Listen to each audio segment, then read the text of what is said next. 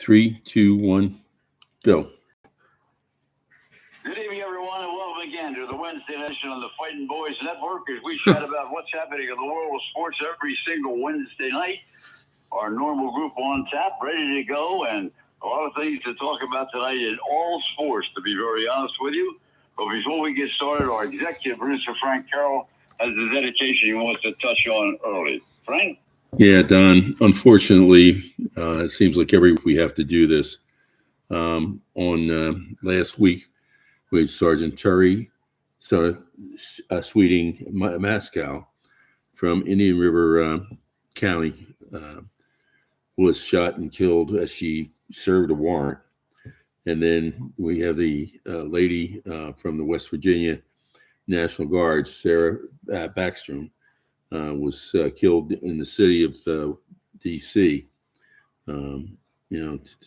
This is just getting to be an everyday occurrence. It shouldn't happen. These people are out there. When we put your hand up and you swear to protect and defend, it doesn't say protect, defend, and be ready to not go home to see your family. That stuff is has got to stop. But for the families of the two fallen officers, we have a prayer that may the roads rise up to meet you. May the winds be always at your back. May rains fall softly on your fields, the sunshine lightly on your feet, in your fields. Until we meet again, may the good Lord keep you and your family always in the palm of his hand. Amen. Yeah, it's another sad week, Frank. There's no question about it. We talk about it week in and week out, and this is just one more in a consecutive string. We've seen police officers all around the country, not only shot, not only wounded, but also being killed. And nobody could feel more sorry than all of us to work on this program and talk about the world of sports, which is all fun and games, but the rest of the life is not fun and games. So, well, we can't forget the other officer from West Virginia in the National Guard. Yeah, we did. Who was still fighting for his life. Yeah. So we have to ask. We have to pray and ask the good Lord to take care of these people that are doing wonderful work for us. As we end each and every show. In Atlanta, the crew will be joining us tonight, of course, on the program as always. And we always start off at the top of the show with Roy Cummings. He's down in Tampa, Florida. And, we're going to start off on a little bit of an unusual note tonight because the National Hockey League, you look at the standings, and Tampa, the Lightning, all of a sudden they've jumped from fourth all the way up. They had a red-hot streak going until a 2-1 loss last night. No one follows them more closely than Roy. And Roy, they've just been playing super hockey and really putting the pressure on everybody. Yeah, you're right. Arguably the hottest team in the league right now, along with Colorado, which is proven to be the best team in the league for sure. And, and it's what's really surprising, almost shocking about it, is that they're doing it without, some of their best players. They've really, really hit hard by injuries. Now, they got Kucherov, but Braden Point's missed time. Victor Hedman's missed time. Chernak has missed time. McDonough. They're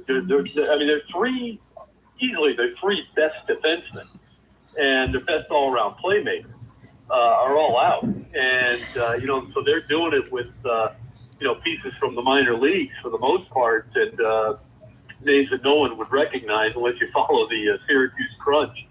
So that's what's really remarkable about it, is that this team has really stepped up. And it's just, it's a testament to how great a job John Cooper does with this team and how he gets them to focus on, defense first, offense second, coming off the defense, and just, great goaltending too. Obviously that helps, but it's been a tremendous run, won 7 in a row.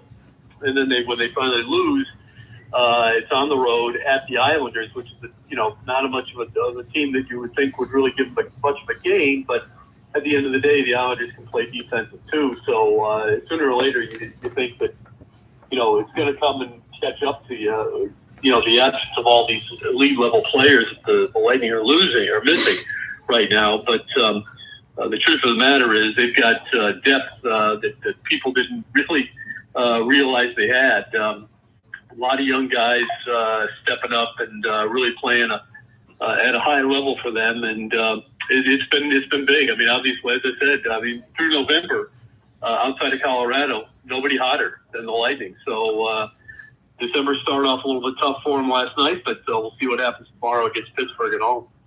Roy, I think the other thing, too, a little subplot is the fact that Koopa, who, of course, led the 4-on-4s last year and did a terrific job for Canada, is also going to be the Canada Olympic coach, too. And so he's got his staff out working the league because he can't work the league right now. He's coaching a team, and he said, I can't step aside. I have to have other people come out and evaluate these players that I'm going to be evaluated to have on my team for the Olympics. So he's got a twofold project going on.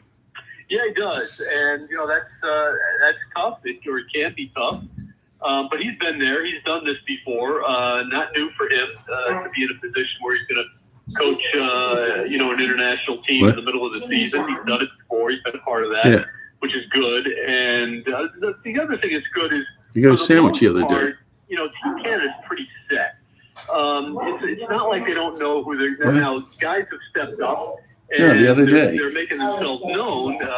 Jacob Chikrin as a defensive option has really played well this year. He's starting to. I think Canada thought that his defense was set, but now they look at it and say, okay, well, is there a place for a guy like Jacob Chikrin who's played really well? And then, of course, you have to consider. Does Connor Bedard earn a spot? Does Macklin Celebrini earn a spot? Certainly, I think they want to go more with a veteran group, to be honest, because I just think they feel like that veteran presence is going to make a big difference come, being the Olympics, the biggest stage in the world. So I think they're a little bit hesitant to, certainly trade out a Crosby, for example, for a Celebrini or a Bedard. I think they want to, but they'd like to have those guys there. That's not going to happen. I could trade out a Crosby, for one of those guys. That's not going to happen. But maybe your third or fourth center, you would consider it. But then again, guys like Bedard and Crosby aren't third and fourth centers. They've got to work somewhere into the top two lines for this to work for Canada. So they've got a lot to work with, and it's good problems because what we've seen, and we talked about this a little bit before, guys, what we've seen is a youth movement of virtually unprecedented nature here within the NHL this year. I mean, just so many really, really good young players stepping up night in and night out and playing at elite levels. I mean, we saw it last night with Bedard again. Had an incredible goal, breakaway goal during regulation, and he wins it in overtime, the shootout, with just magical moves. I mean, he somehow came up with a third move as he's coming down on the goalie and got him to open up his legs just enough that he could slide it under him and get the 5-hole goals to win it in the shootout. And, so he's playing so well, and so many other young kids are, including, some of the kids with the Flyers. So there's just a lot going on here as they get ready for these Olympics coming up in the next couple of months. Really, interesting times in the NHL. If you're following it, boy, you're seeing some great stuff. And if you're not, you're missing out on some really, really good action all across the league.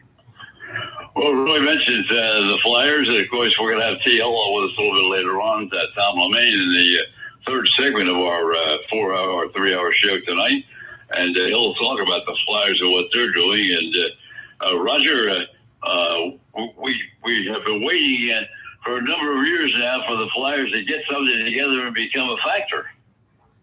Well, we have, and I want to wait till we have TL so we can go into detail. But just what Roy and you had mentioned about the Lightning, I looked at, I think it was the standings like last week. It might have been 10 days ago and the Lightning were not at the top. They were down. And the Flyers were up there in third spot in the division. and now they're down below the wild card. And it's just amazing how the league is teeter-tottering up and down constantly. It's almost from night to night about the way the standings go. So that's great. That's exciting for hockey. And I, too, am looking forward to great hockey during the Winter Olympics.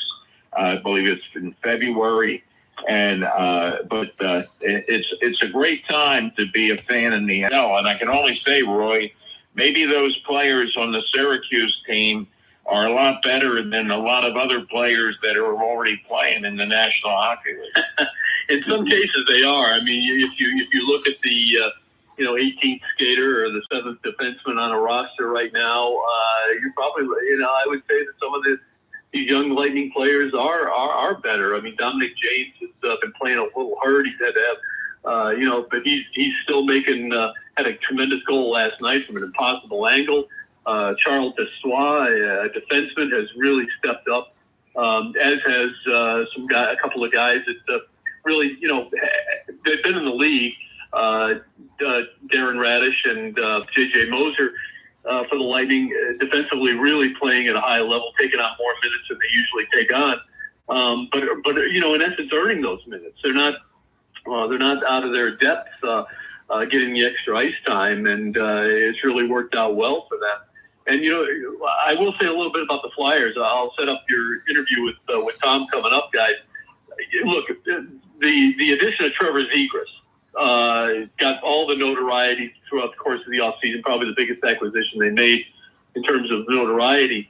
And he's certainly, playing a tremendous role for them. I think a young kid who wasn't always, I wouldn't say a fringe player, but he played on the fringes a little bit. He played on the walls. But now, he's learned that, look, in Philadelphia, it's a different game than it was in Anaheim. He can't just be out there dancing around. He's got to get out there and get involved.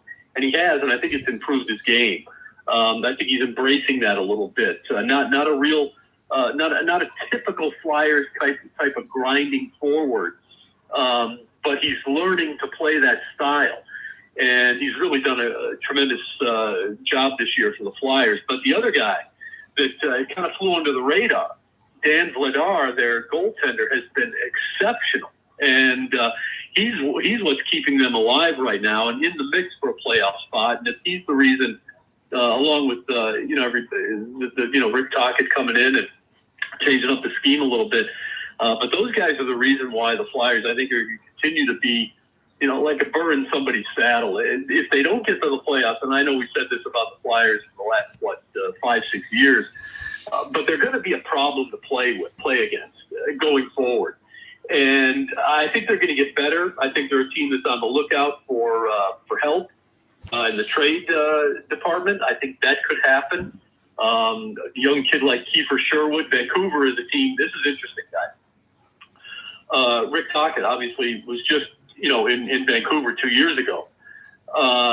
He knows that Vancouver roster very well. Vancouver is a team that is already, here we are in just the 1st of November, has already basically said, we're up for sale. They're not ready to move everybody.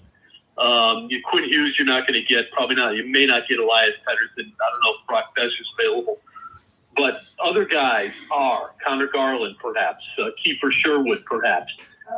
These are some of the guys and Rick Tocchet knows them. And so I think there's probably a match. It's certainly worth looking at. If there's a match with Vancouver, I think Philadelphia could make it because there's players in that Vancouver roster that Tocchet knows very well and likes. And if they can make it work in terms of compensation coming from Philly, which doesn't want to give up all of its draft picks, but if they get somebody back like a Sherwood, I think they'd be really happy with that, and because it would elevate them a little bit. And they don't want to get anybody that's too old. I think they're looking for younger players, but that's something to watch going forward.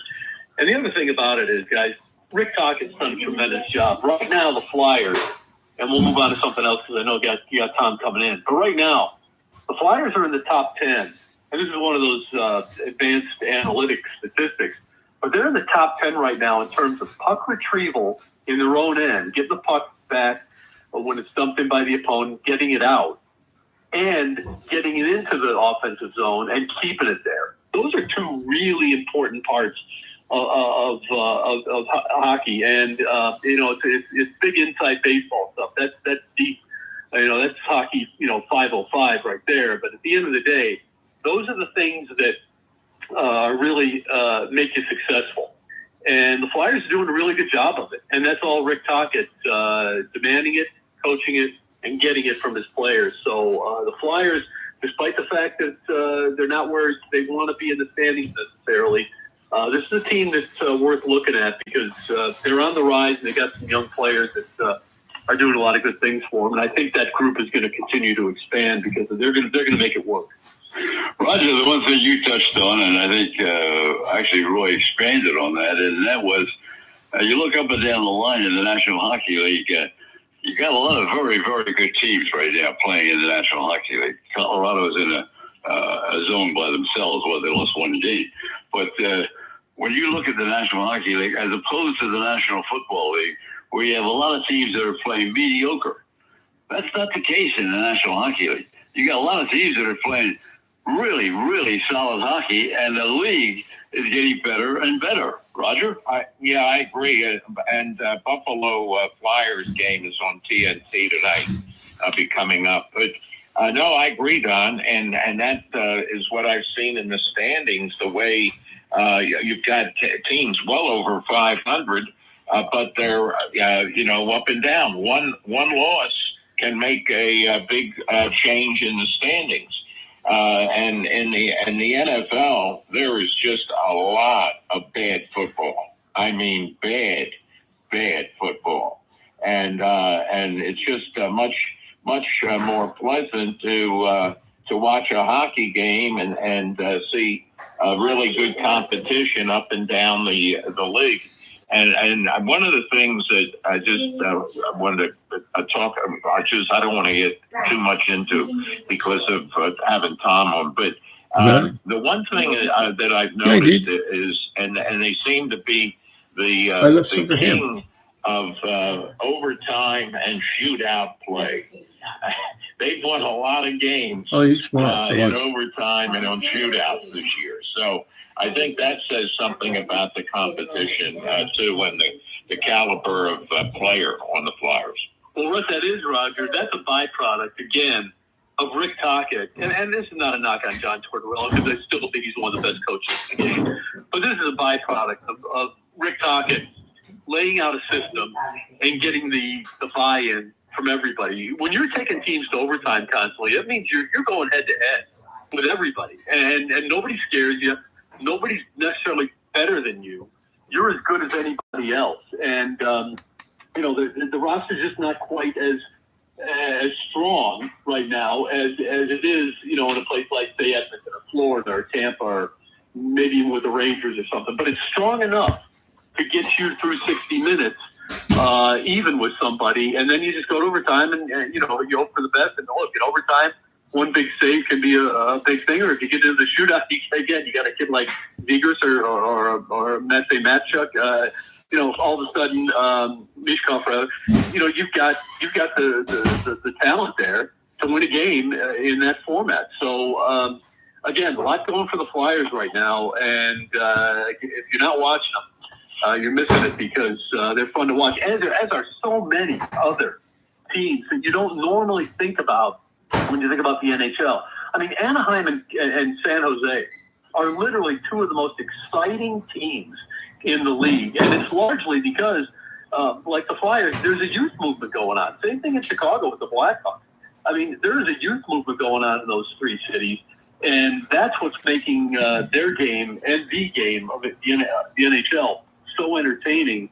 Whereas with, you're right. With football, a lot of mediocrity. With the NHL, even the mediocre teams, the teams that aren't that good, they're exciting and fun to watch because they got these kids dancing out there and making plays that, in a lot of cases we haven't seen before. Well, we got Billy Warndel coming up in the next segment. We'll talk a lot about the Eagles and about football, but I got to stay with you for a minute there in Tampa, because I'll tell you, the Buccaneers, every time I look up, I mean, they got a quarterback that wins games by 3 points, 2 points, 1 point, whatever it may be, whatever has to happen somehow. I mean, it was another tough week last week. Now, this week, you say to yourself, well, this is 1 week the Buccaneers could really be. I mean, I know they're an 8-point favorite going in against the Saints, but this is the week you got to worry about, because they played all the tough teams really tough, Roy, and now they got a team that should beat the Saints, and who knows? Yeah, who knows exactly. Look, I would say right now that in the NFL, and I may be missing a team, but right now for me, the Bucs are the kings of mediocrity, because they really, I mean, when you think about it, guys, they're about as mediocre as it comes. The defense is horribly vulnerable to the pass. They're horribly vulnerable to breakout runs against them. Special teams is spotty. The offense is, it's talented when it's healthy, but when it's not, and even when it is, it's like they need a miracle from Baker Mayfield to pull out a victory. And for Buck's sake, thankfully, he's done that consistently. But it's just, you're right. Who knows what to make of the Buccaneers against the Saints? Because this is one of those games. If you're better, which I'm not, stay away from it, because you don't know what Bucs team you're going to see. I mean, they could blow them up by 30, or they could lose by 3. So it's just one of those seasons in the NFL, and we seem to get a lot of them actually, where there's as much mediocrity as there is elite level play, and it's kind of disappointing, because you can turn on a game and really get disappointed in terms of what you see, and the Bucs are one of those teams that'll disappoint you. If you're not up on what they're incapable of doing sometimes. Well, the Giants became the joke of the week when they had a place kicker kicking a field goal to make it a little bit closer in the first quarter up in Boston. He hit something but dirt. But tomorrow night, Can I do something about that, Don? Yeah, go ahead. That was the former Falcons kicker too, who missed a field goal right out of town. And here he winds up with the Giants, and he did something I had never seen before by kicking the turf and not the ball. Maybe everybody else has seen that. I had not. It was a program. It was a show of the week. I mean, every newscast had it. Every sportscast had it. It was unbelievable. But now when you look at tomorrow night, fellas, and you say, hey, this should have been one of the premier games on the 25 schedule. I mean, the Lions are playing the Cowboys. The Cowboys have sort of gone up and down. 1 minute it looks like they're going to really take a dive. And the Lions, you think, are going to come back and play, and they play a game like they played last week. I mean, here are two teams that are supposed to be in the upper echelon, and they're terrible. Well, I wouldn't go so far as to say they're terrible, Don, but mediocre. They're mediocre. They're a little bit above mediocre, I think, both of them. That's Cowboys are on a roll. I mean, Don, you're absolutely right. You thought this was going to be a game of two, superpowers, Right, against each other, and they're not quite that good. But that's what also makes it interesting, because the way the season's gone for both teams, they both need this game. The loser may be out of the playoff race. I mean, that's what's at stake here. And this is like a playoff game for these two teams, because it's that important, because they both kind of fumbled around a little bit, or enough, that they're not at the top of their divisions.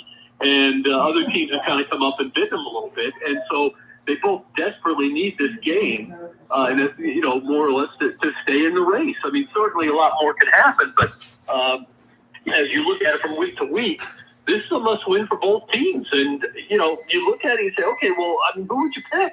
I mean, to me, it's a toss-up, because, again, you don't know what Lions team you're going to get. You don't know what Cowboys team you're going to get.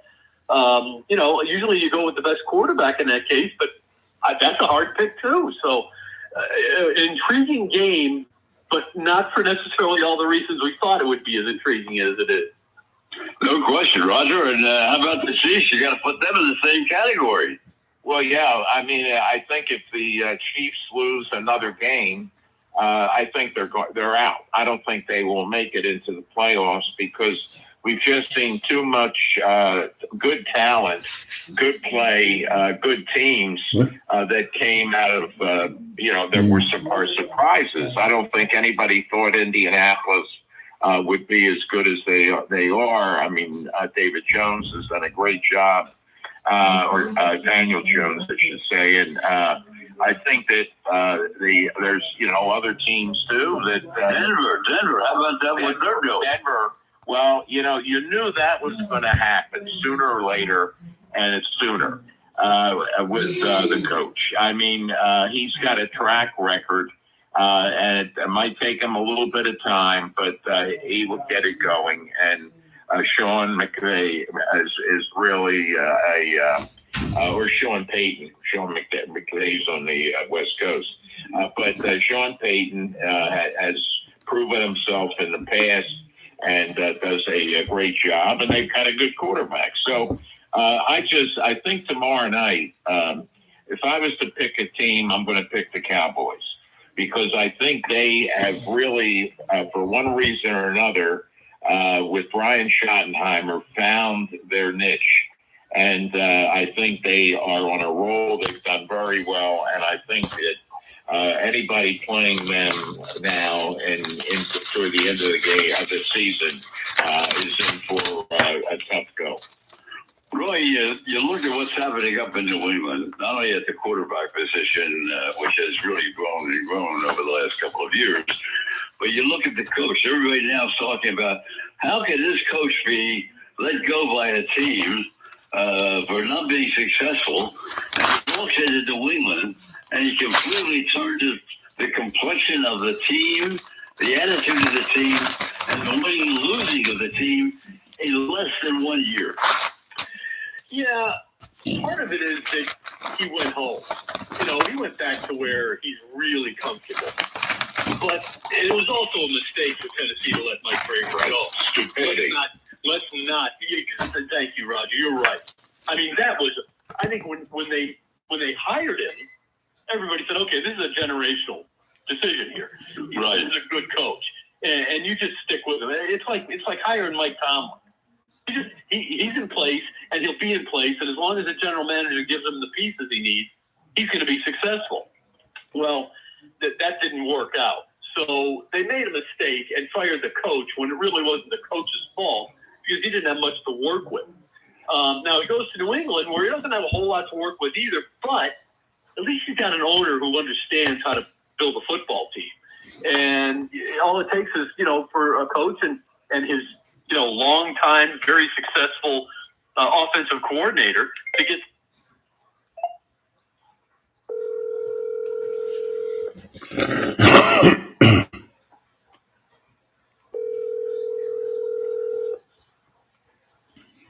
Hi, Frank. Hey, Billy, how you doing? You there? Yes, sir. You hear me? Frank? You hear me? Yeah, we're here. Frank, are you there? Yeah, I'm here, Billy. Hello, Frank. Yeah, I'm here. Can you hear me? Yeah, I can hear you. Okay. I'm going to put your mic live and let everybody know you're here. Every defense. He was pinpoint accuracy. But the biggest thing, and Tom Brady will tell you this, the biggest thing he learned how to do as an NFL head quarterback, don't screw up. Don't put us in negative situations. And that was the edict, basically, from Bill Belichick, for all the time that he was their quarterback, was don't put us in negative situations. Don't put us behind the sticks. Okay? 2nd and 10 is better than, 1st and 15. Don't let that happen. And he did that. And now that's what they're doing with Drake May. It's the same thing. You don't have to go out there and be a star. Just go out there and be our quarterback. Run the team efficiently. Run the offense the way it's meant to be run. Find the best receiver. And if you don't find that guy, get rid of the ball and go away and walk to the next down. And they're playing smart football. And you know what, guys? When we talk about mediocrity in the NFL, a lot of it is because, so many teams that aren't playing smart football. Right. And it's really, it's not as difficult. I've never heard the phrase used more in sports than I did in the NFL. The phrase, guys, it's not rocket science. And it's not. as much as offensive coordinators try to make it rocket science sometimes defensive coordinators do the same. At the end of the day, it's not. It's just make the smart play. Use your head. Do what's right. Don't remember you've got another down, next series. Get another series. And the teams that have figured that out are the teams that are usually the most successful. And really, that's kind of all it takes, especially when you got so much mediocrity and, players trying to make plays that aren't there. When you got a quarterback who's willing to just take what a defense gives him, a defense that plays to its strengths, which is what's happening in New England as well, and an offense that's just good enough to stay on the field long enough and hope that the other team makes a mistake that it gives you the opportunity to get the ball in scoring position and capitalize. Well, that's how you win in the NFL nowadays, and that's what they're doing. Well, I don't think it could have been emphasized more than in Monday night's game when the Giants were playing New England. And I give both announcers credit. In fact, I want to talk about Tom Brady because I think he's really grown dramatically in his distribution of play analysis during the course of games. And I think in the last year and a half, I think the last couple of games, he's been right on target on a lot of things. But the other night in the Giants game, I mean, you got a quarterback that just was out of business for 2 weeks because he had a concussion, and he takes a hit on the sidelines with absolutely stupidity. And and they came out, both of them came out. Buck came out right away. Said, "How can you do this? How can you not protect yourself?" And it's as you say, you can't put yourself in a position where you're going to hurt your team, and that's what they're doing. Yeah, and he admitted it, Jackson Dart, that, look, that's how I play the game. Well, you can't always play the game that way. Baker Mayfield last week didn't necessarily go head on into the defense. He actually slid. And when he did, he laughed a little bit because he's not too good at it because he's not used to doing it. He's not really very good at it. He knows that, look, with a sore shoulder and a sore foot, sometimes you just got to take one for the team and not play the way he wants to play or the way he thinks he needs to play for his team. Look, I'll say this. When I saw the play, I'm thinking, okay, I don't have necessarily a problem with it. Jackson Dart's trying to get as much, but you're right. Coming off of an injury, just get out of bounds. He's trying to get an extra yard or two. 2 weeks of concussions. 2 weeks of concussions. Good play. And I understand. But you know what? He obviously feels well. Chuck it up to you. Stupid, I suppose. But I do want to say one thing. Don, you're absolutely right. And I'm glad you brought it up because it's something I was thinking about, wondering if I could somehow get it in. Yeah, you're right about Tom Brady as an analyst. He has really made some tremendous strides this year. Terrific. Yeah. Whereas when the first year he was doing it, which was, I guess, last year, he wasn't worth listening to. I wasn't getting anything new. And then the way I judge an analyst is when I listen to this guy, do I learn something new that I didn't know about the game from this guy? And that's how I judge an analyst. With Tom Brady, I was hearing a lot of stuff that I heard a million times. Nothing new. But that's not the case anymore. He's really doing. I think he's found his footing, and I'll be surprised if he doesn't continue to get really good and even better from here on, because I think he's starting to realize what it takes, what's required of a player of his caliber taking over as an analyst and bringing to the telecast, to the broadcast, things that no one else can tell me. Things, that what's going on inside the huddle, what's going on inside the quarterback's head, what's he seeing when he sees this defense. Those are the things you want to hear from a quarterback like that. And he's starting to learn it, and he's starting to apply it. And you're right, it's made him worth listening to, whereas a year ago he wasn't worth the time, but he is now. Hey, Don. He's ahead of almost every play. And Billy Warndel's coming up right next, so he's on. We're going to jump. Don, Billy's on. Don, I just want to say one thing just to tie into that. I think what also that Brady's fortunate to have Kevin Burkhardt as the play-by-play partner because I'm a big fan of Burkhardt. I think he does. He's really low key. He just does a great job. and he allows, and he's foolish not to, but he's not one that is trying to be a big star. That's what I meant. In the broadcast. I would agree with that 100%. I think you're absolutely right. Roy, thank you very much for a great first half hour as always. And as I said, one of our top sportscasters in Philadelphia for so many years, Billy Warndel, is joining us right now. And Billy and I have talked football for a lot of years. He's worked with our land and scouting. He's worked behind the microphone. He's worked everywhere in the business. And he's been following football for a long, long period of time. And Billy, if one of the biggest surprises of the year right now has to be the team that you saw really took an anguish last week at home and lost the game. They just never really played well. Well, Don, you get back to the Dallas game. The second half of the Dallas game, they jumped out 21-0, and they do nothing in the second half.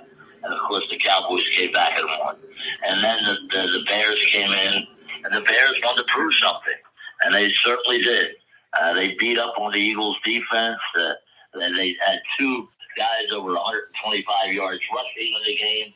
First time since Jim Brown and Bobby Mitchell did it in 1960, the year the Eagles won the NFL championship.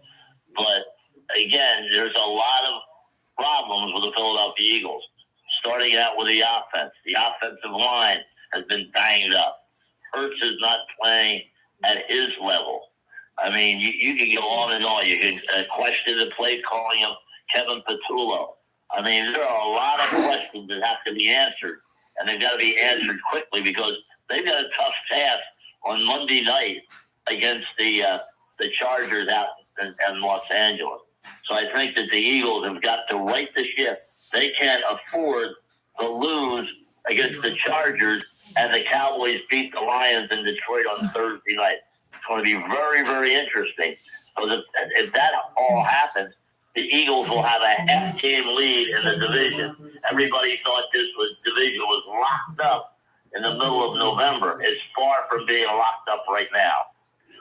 Well, the Eagles win a 3-point favorite. Roger, you've seen as much of it as the Eagle games as I have, and as most of the people that are listening right now, not only the Philadelphia area, but all across the country. And this is really one of the real surprises of 25. I mean, everybody almost rolled over and gave the Eagles the NFC East title. Well, you guys are right, and I don't get it. I mean, I think there's the lane to go around to everybody. I think the play calling has been atrocious. I'm not a Kevin Patullo fan. I think the one good possibility to help the Eagles is that you don't know if Justin Herbert's going to be able to play because he's had surgery. I believe I'm right on this, Bill, on his left hand, right? Left hand on Monday. Yeah, he had surgery, so we don't know how he'll be. But I saw a couple of things. I saw that Hurts said that he really doesn't want to run anymore. Okay, I think he was just been preached to do not run, and now he doesn't want to run. That's number one. Also, what I am concerned about is a couple of years ago when they folded, and I saw that Jordan Mailata said that this is not a 23 Eagles team. What do you think, Bill? Could this be a real sad possibility that they could continue to go downhill? I certainly hope it's not a possibility. Remember, after they play the Chargers on the road, they play the woeful Oakland, the Las Vegas Raiders, Oakland, Los Angeles, and Oakland Raiders. I mean, awful. Just awful football team. Then they have the Commanders. Commanders are not dead yet. I mean, they had a hell of a game against Denver on Monday Night Football. They play the Commanders in 2 weeks, and then they end up the season with the Commanders. And they have Buffalo still on the slate as well. So this is not an easy road for the Philadelphia Eagles. They've got to get their act together quickly. Well, I got to agree with you, Billy. I think that also the fact when you look at the numbers, and the numbers don't always mean everything, but they certainly mean, I think, a lot in the Eagles' case. I mean, you're talking about Jalen Hurts right now is, he ranks in the in the bottom third of the league, and he's averaging 304.8 yards per game, 24th. He's 196.3 passing yards a game, which is 23rd. He's 108.5 rushing yards, which is 22nd. And he sits right now as 19th in scoring at 22.5 points a game. None of those numbers reflected what everybody thought this was a 25 season was going to be all about. Don, you're absolutely right. And the one thing about the Eagles offense, too many 3-and-outs. And you look at their defense has played the most snaps in the last couple weeks of any team in the NFL. They had two great performances against Green Bay and Detroit. I think they've just run out of gas. And that's not a good omen going forward. And the other thing Roger brought up about the quarterback, Jalen Hurts. I believe he's got to get back to what he did last year with the run-pass option. He was very, very successful running that. Now, they have to go back to that. I don't know why they're reluctant. He said he doesn't want to run that much anymore. But that's part of his game. It puts a lot of pressure on opposing teams' defenses. When he is able to take that ball and run, and, you know, you can run very judiciously. You don't have to take on the linebacker. You see him coming up, run out of bounds or slide. But they have to have him part of the running game. And the other thing is Tank Bigsby, who had 100 yards a few weeks ago and 10 carries, had one carry last week. Why don't we have Bigsby in the backfield along with Saquon Barkley?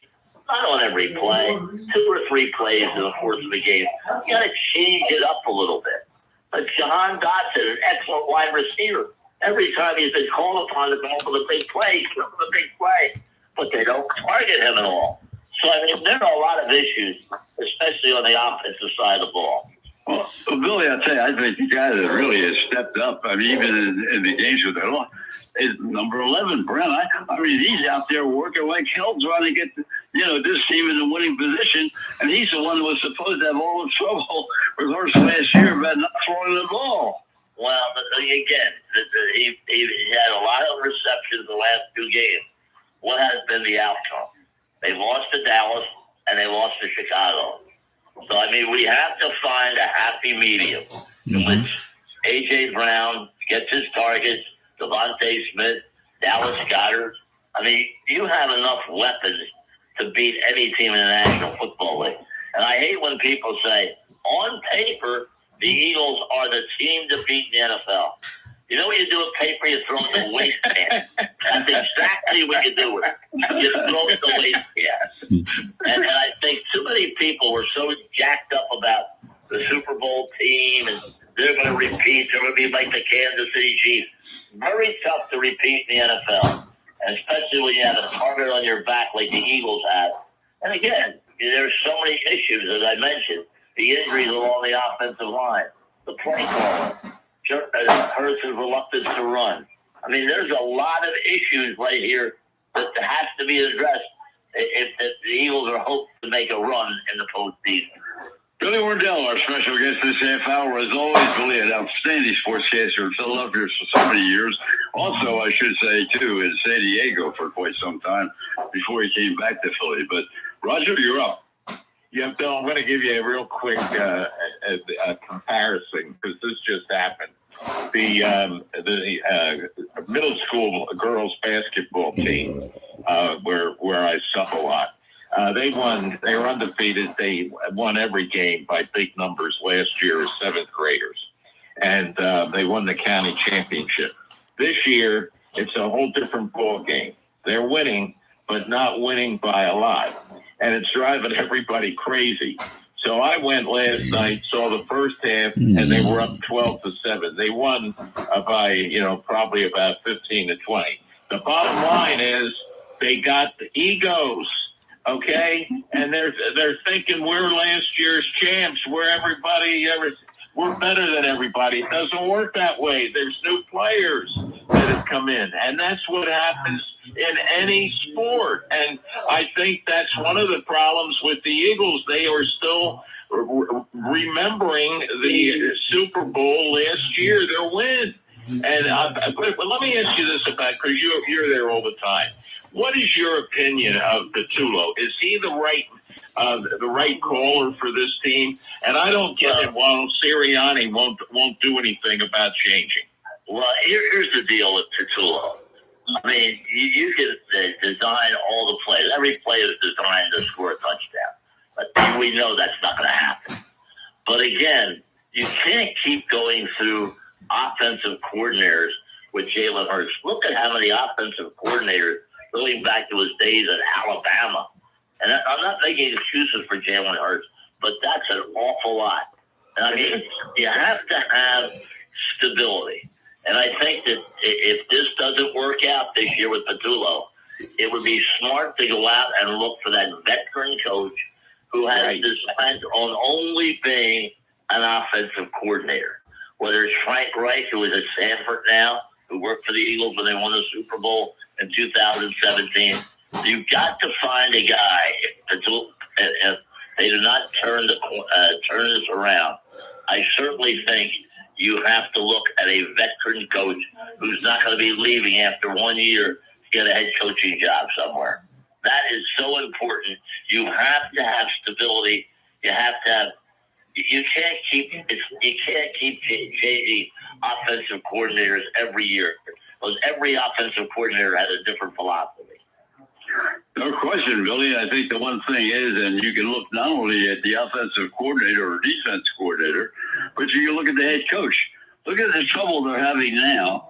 The Giants have spent the last 3 weeks, newspapers, day after day after day, who is available that's going to take over a Giant job, that's going to be able to come in and create stability and do exactly what you're saying. Bring an offensive coordinator in, bring a defensive coordinator in, but more importantly, bring the guy in like he came into New England and took over and became an overnight success when everybody knew he was going to be a success in Tennessee. Well, the Tennessee really botched that whole deal up. Oh, I mean, he was very successful in Tennessee. They panicked. He had a down year, and they decided to part company. But Vrabel is an outstanding coach. I mean, he's the guy that understands all facets of the game. He knows how to develop a young quarterback, the whole deal. But Billy, you see them all. Give me a name or two. If somebody came to you and said, Billy Warndel, look over this list of people that you looked at and worked with. Who would you say would be in the top 2 or 3 that would be somebody that you can bring in and you knew was going to give you that kind of stability? Well, I think a guy like Frank Reich, because he failed as a head coach, not his fault, but he failed as a head coach in Indianapolis. And I think Frank Reich would be a guy that I would really consider as my offensive coordinator. Now, I don't know if he wants to come back to Philadelphia or not. Does he want to go off on the sunset after spending a year at Stanford University? That's the type of guy you're looking for. I mean, you got to be looking for a guy that doesn't have aspirations of being a head coach. You got to be like Vic Fangio. Vic Fangio is not going to be a head coach again. He's very, very happy being the defensive coordinator. And that's important because that adds stability to your organization. And I think it's so important when you look at situations. When you're a good team, you're going to be poached by a lot of other teams to come to your team. I mean, look, the guy with Kellen Moore was the offensive coordinator last year. Has he changed his philosophy from this year to last year? Remember, this year his team is a train wreck right now. I know they don't have a quarterback. That's a big question. But right now, he's probably calling the same plays he did in Philadelphia, but they're not working because of personnel. But the Eagles have the personnel. That's the thing that's most disturbing. They have the personnel. Devonta Smith, A.J. Brown, Dallas Goedert, Saquon Barkley, Jahan Dotson, Tank Bigsby. They have people, Will Shipley. They have people that can go out there and make a difference. Roger, Well, Bill, I'll tell you, to the two of you, one of the names, two things. One of the names that I heard listening to some sports talk in New York was Mike Tomlin. If anything happens with the Steelers, that they. Well, I think the Steelers would be very, very wise. I don't want to jump on you. No, very wise to decide that, hey, after so many years, you'll lose that match of the play. Right. Like Al Davis would always say, 10 years is the top shelf life for a head coach in the NFL. All right? Mm-hmm. Then you have to turn it over because the players start tuning guys out when they're there too long. They need a change of scenery. And I certainly think when you look at a guy like Frank Reich, he would be a good complementary piece in the Eagles offense. And you know what else I would do, gentlemen? I'll tell you what I would do. And some people may get ticked off of me, but I don't care. You have a guy living about an hour from the lakes. Dick Vermeil is probably the sharpest guy at 89 years old that I've ever been around. Yep. I would every week send him video after the game and say, Dick, make some recommendations. That would not hurt your organization. It would be a plus if you have Dick Vermeil evaluating the tape like the late Sid Gilman used to do. You evaluate tape and send it to the coach and say, hey, this is what you should be looking for. Make recommendations to a guy like Kevin Patullo. I mean, you can't do it on your own. It was like the Giants in baseball. They hire a greenhorn from the University of Tennessee to be their manager. What did the Giants do 2 weeks later? Don Henderson, Roger Hedler, you know what they did? Don? I do not know what they did. No, I don't either. They hired Bruce Bochy as a specialist. Oh, yeah. There you go. Oh, yeah. We talked about that 2 weeks ago. 3 weeks ago, you and I were talking about that. And you said, at that time, you said, Bruce Bochy is not finished. Bruce Bochy is done. He stepped back, but he's still going to be involved. Right. You're exactly right. That's the type of people you need in an organization.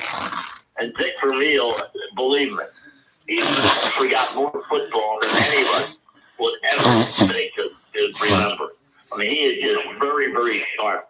And he just had a breakdown tape with the best of them. Well, Bill, I agree with you, and I've said that to my wife.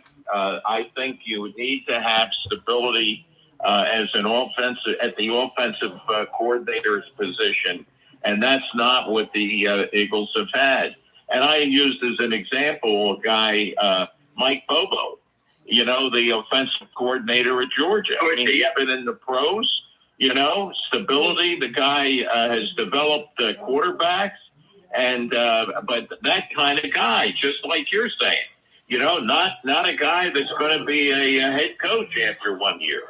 So as you look at one guy that was with Philadelphia for back a few years, but you look at Buffalo. Are you talking about stability? We talk about the Steelers and stability there. Every time you turn around, they're talking about what's going to happen in Buffalo. This guy keeps winning. All he does is. And now he's got an outstanding compliment in his quarterback. His quarterback does everything well. Well, I don't care. Even at that, he has that team playing outstanding football week after week after week. But that's the kind of guy you need. Don, the one thing that's missing from Sean McDermott's resume is getting to the Super Bowl. And yeah, you're right. Extenuating circumstances, he had to deal with a Patrick Mahomes and the Chiefs. But he and Lamar Jackson have to get to the Super Bowl in the next couple of years. Or else you got to look at their career and say, hey, they're incomplete. They'll be Hall of Famers, but they're incomplete. Right. You're right. Brother, I talked to Don about this many times. The three of us, we used to see Sean McDermott when Jim Johnson was Andy Reid's defensive coordinator. Who was the guy sending in the signals? It was Sean McDermott. Yeah. It wasn't Jim Johnson. It was Sean McDermott. Well, again, the coaches and you mentioned Mike Tomlin. If I'm the Pittsburgh Steelers, not winning a playoff game since 2016, you have to step up to the plate and say, hey, Mike, we're not going to fire you, but we're going to part company. And I think Tomlin would relish that opportunity, all right? Because, again, his message has become very stale in Pittsburgh. And they're in neutral and sometimes in reverse. Now with Rodgers hurt really in, their chances of the second, or not the second half, the final third of the season, their quarterback situation is in desperate shape. And no question about it. So I agree with you, Billy. I don't think he really has an opportunity this year, maybe not even to get to the playoffs, much less to win when he gets there. Well, people in Pittsburgh are getting rumblings. In last week's game, they were actually calling for Mike Tomlin's head in Pittsburgh. Fire Tomlin, fire Tomlin. So that was a chant. So the people in Pittsburgh are getting very restless with the Steeler team and their inconsistency. They make the playoff, then they get bounced in the first round. Right. Roger? It reminds me of the opening week of the college football season when Alabama lost, and they were out. They wanted to coach Hung, in effigy. And now he's in the SEC championship on Saturday against Georgia. So, I'll tell you, the life of a coach is tough. And, Tomlin's had a great run, but that's what a lot of people just were talking about on Sports Talk in New York about the right fit for the Giants or the Jets. But, for the Giants. And maybe it would be like a guy like Tomlin, that would come in and give him a whole new life, get him away from Pittsburgh. It might take a year or two, but he could put everything together. I don't know. What do you guys think about that? Well, I think he definitely is a very good coach. But I think a change of scenery sometimes works out in the long run for both the franchise he's leaving and the coach himself. And I just think it's time for Mike Tomlin to pack his bags and leave Pittsburgh and pursue another opportunity. Because he's a very, very good coach. But as I said, sometimes the message becomes stale and the players tune them out. Right. Well, it's going to be interesting to see what happens. We had, in fact, a good friend of Rogers was on with us last week, who was with Green Bay for so many years, and now is in Atlanta with the Falcons. And at the same time, their papers, the print edition is closing down, and whether he's going to be working in the electronic division, I don't know yet. Neither does he, I guess. But one thing he talked about with us last week, Billy, and Roger will confirm this. The game. We saw the Jets game last. Here's a team that doesn't win. So the Jets are playing, and Atlanta. And they got a chance to win the game. Now I don't remember the exact yard line, Billy, but I'm going to say they're on the 45-yard line with 7-8 seconds to go in the game, whatever it is. Okay, they line up, illegal procedure. Now they're instead of being on the 37-yard line, they're on the 42-yard line. They line up again, illegal procedure. Now they're on the 49-yard line. Now they got a kicker, and fortunately he kicked the field goal. But how can you have a team, lined up to win the game, and back-to-back they have themselves with illegal procedure? And we see it week after week. And you mentioned, Billy, the Washington game the other night. Illegal procedure. It's unbelievable what's happening in that league. Well, it's a lack of discipline. That's the problem, a lack of discipline.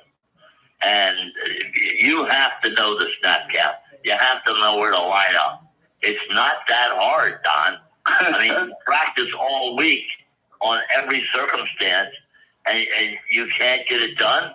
It's ridiculous. Totally absurd. I agree.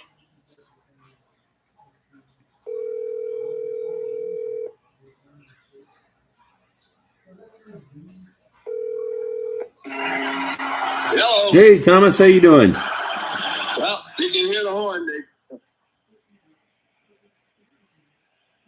Flyers just tied the game. Nice. I'll put your mic live and bring you right in. And to have, illegal procedure, okay, jumping on off, by the offensive line. You just don't do that now. Again, that's the fact that you're splitting and knowing your responsibility. When you don't have discipline and you don't know your responsibility, that will cause problems. You know what that is, Bill? That's Tom. I think Tom Lemane. Tom Lemane is on. And the Flyers just scored a goal at the Xfinity Center. All right. Well, the other thing, Billy, which is very prevalent this year, more so than is you're lining up incorrectly. You don't have the right number of people in the backfield. You got too many guys on the line. I mean, all these little things. Oh, we got to turn Tom down or get that off there. Yeah. Wow. But I mean, it's one game after another, Billy. I can't understand it. Yep, you're right. You're absolutely right, Don. It is mind-boggling. All we can all we can pray for or hope for is that they win that game in San Diego or L.A. They better win the game on Sunday. Man, they better win. Absolutely. Yeah, I don't say it's a must game, but it's an important game for the Eagles if they have any designs of going to the playoffs. They have to. Billy, as we wrap up this half hour, Billy, as you looked at, you just ran down the schedule about, playing the Commanders and so forth. As we look at the schedule, the odds should be, with the talent the Eagles are supposed to have, the odds should be with the Eagles winning out. They should be. Should have, could have, and would have after that New Orleans Hurricane, Don. Yeah. Right. Yeah. All right.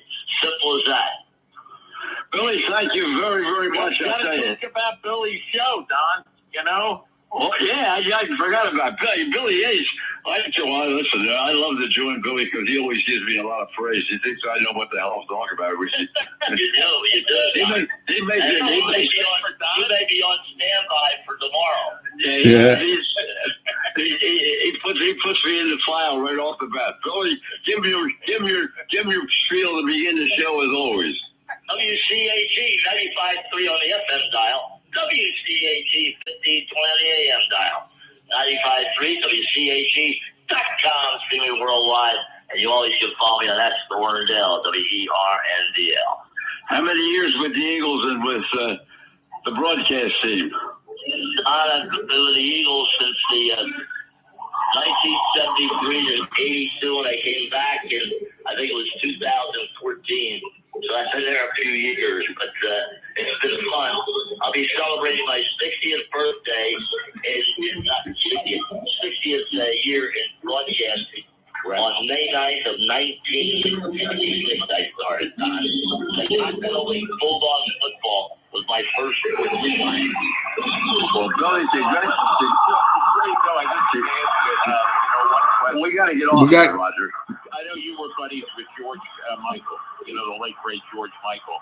And Joe Schreiber is at Temple, his producer, the Sports Machine. Now, I didn't know whether you were aware of that or not. Joe's great. All right, guys. Talk to you later. Thank you, John. Thank you, Roger. Take care, brother. Thank you very, very much. Right. Okay, I guess now we can go down. We can go down to the Wells Fargo Center and see what's going on with the Philadelphia Flyers.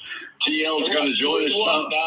Tom Lemane has been a Philadelphia mainstay for so many years now with radio, television, sports, weather. He's done it all. And Tom is now sort of freelancing with the Flyers in and out. That does a number of individual jobs. But we talked about him in the first half hour, Tommy, and it looks like the Flyers are starting to turn things around slowly but surely. Well, first of all, let's get the naming rights correct. It's now the Xfinity Mobile Arena. It's no longer Wells Fargo. Oh, okay. We got to get the name right. Well, let's get the business out of the way. Well, when you first called me, the Flyers are down 1-0.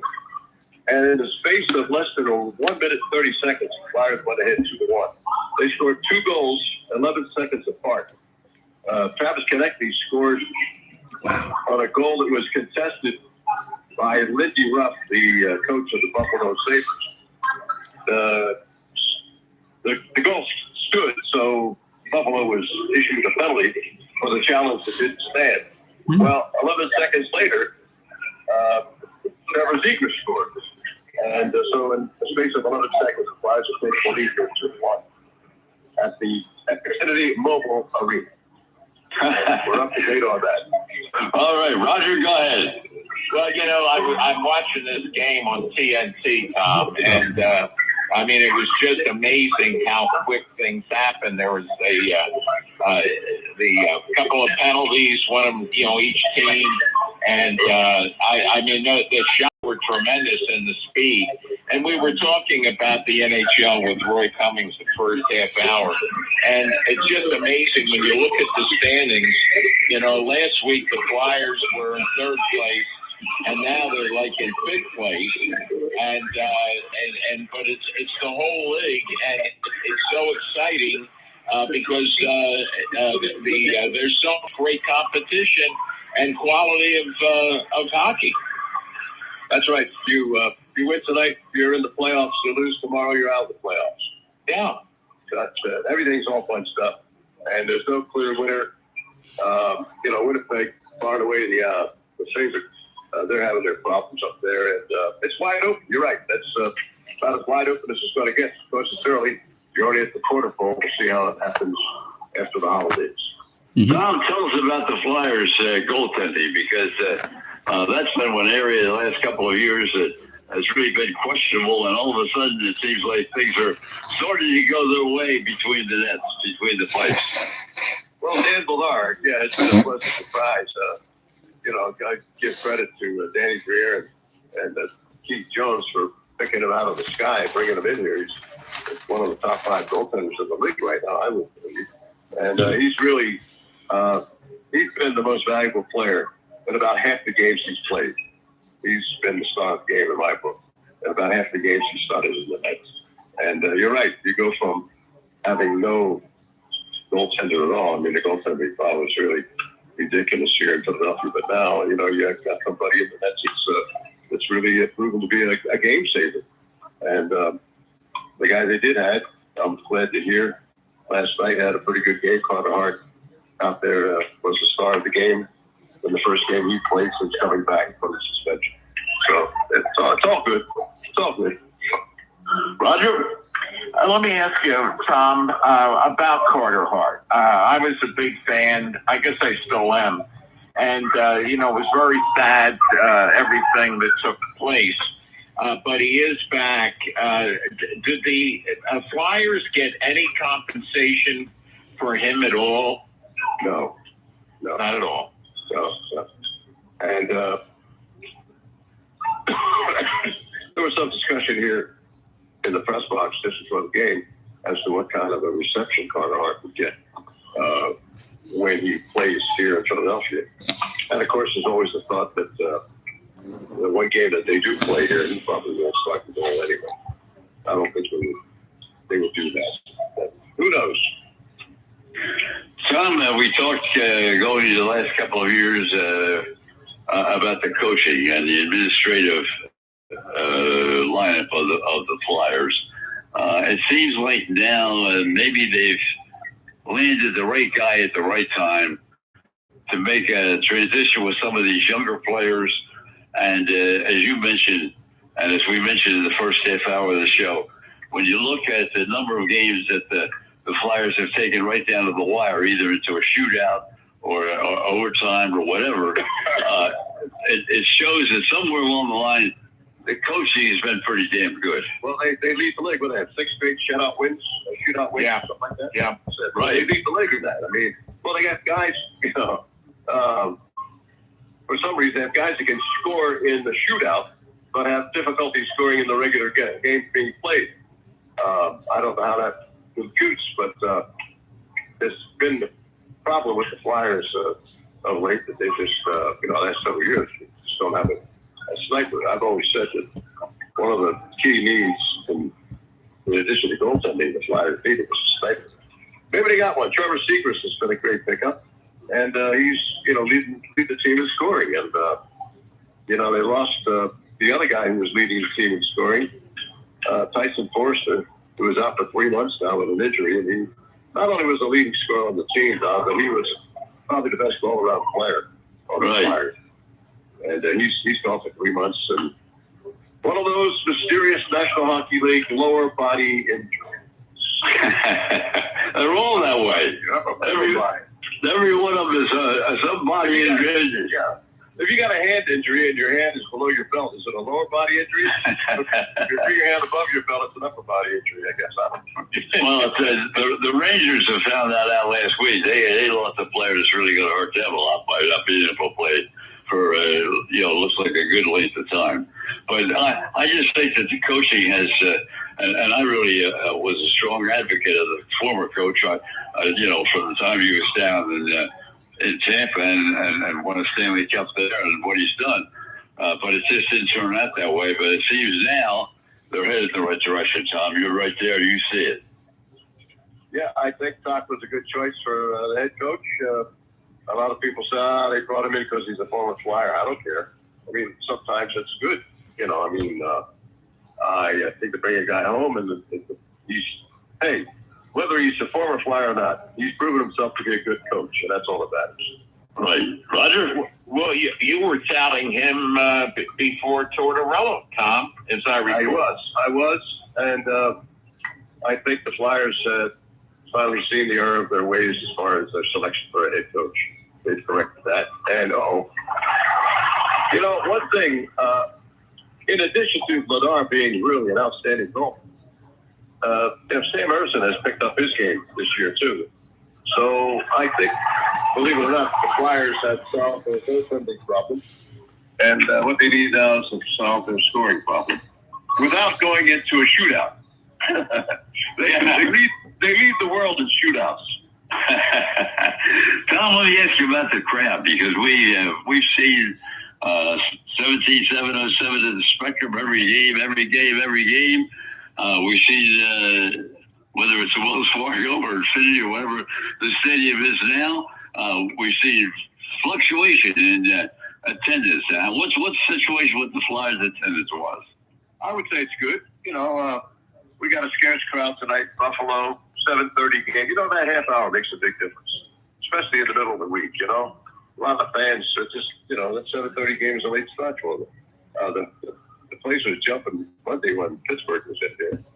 And the Flyers suffered what I think is a malaise.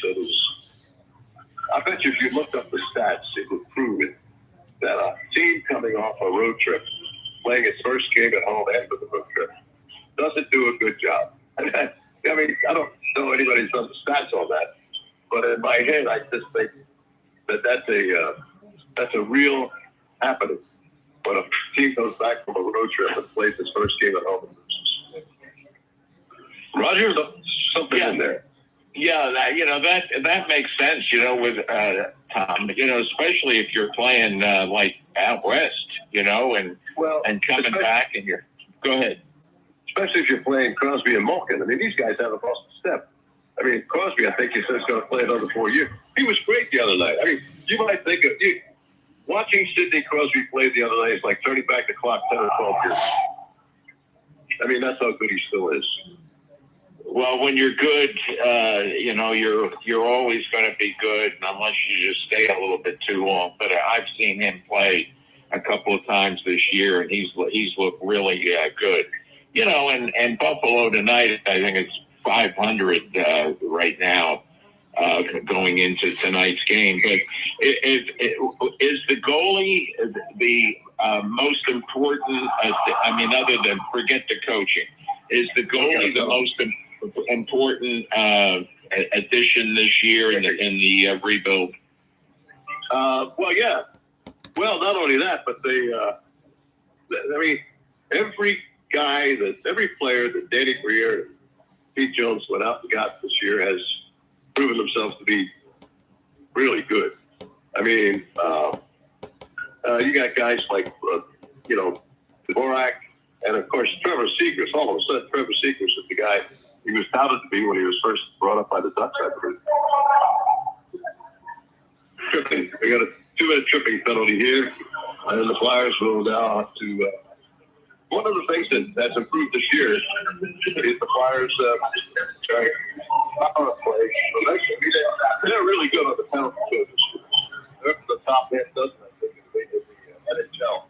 And now that I've said that, we'll see Buffalo score on the show, but probably not. But yes, in answer to your question, absolutely goaltending. You're right, Don. It's not like Roger. I mean, how many years? I mean, when was the last time Flyers were goaltending? And now it seems like the one has just fallen on their lap. A guy by the name of Dan Ladar. He wears number 80, and the nickname he's got so far is the Great 8-0. And the team has given him that name. Tommy, we'd be a little remiss if we didn't have you at least comment. You're right there, in the city we are not. Some of your thoughts on what the Phillies are thinking of doing or doing, and also an observation or two as we jump over to the Eagles after that disaster last Sunday. So let's start with the Phillies, and you covered them for 50 years. So what are the thoughts with the Phillies right now? I have no idea. I really don't. I mean, social media has Kyle Schwarber going to 3 different teams. Every day there's a different team he's going to. I would think the Phillies would, and I think the owner, they would like to keep, and they would like to keep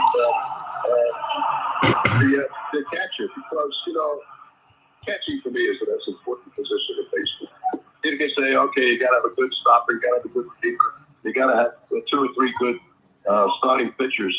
But unless you have a guy behind the plate who can manage these pitchers, like Riamolto does, it really doesn't give the catcher enough credit. So I really don't know, Don. As far as the Phillies go, it's still up in the air. I believe they want to keep Schwarber, and it's his call, of course.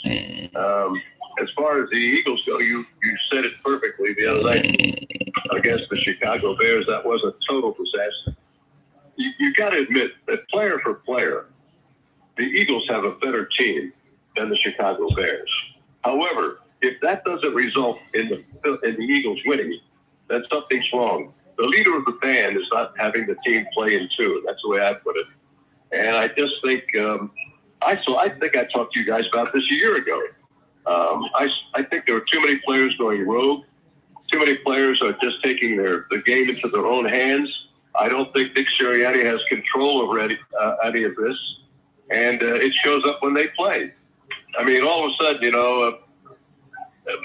A.J. Brown gets on the horn about not getting enough passes, and what happens the next game?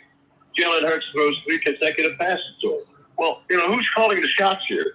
And why is it that the team, with all its talent, is in a tailspin right now? And they're very disconnected.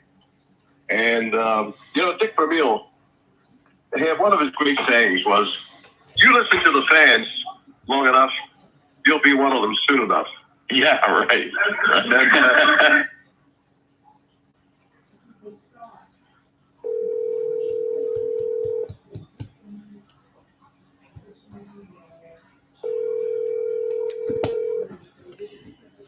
Oh, Frank. Hey, Doug, how are you?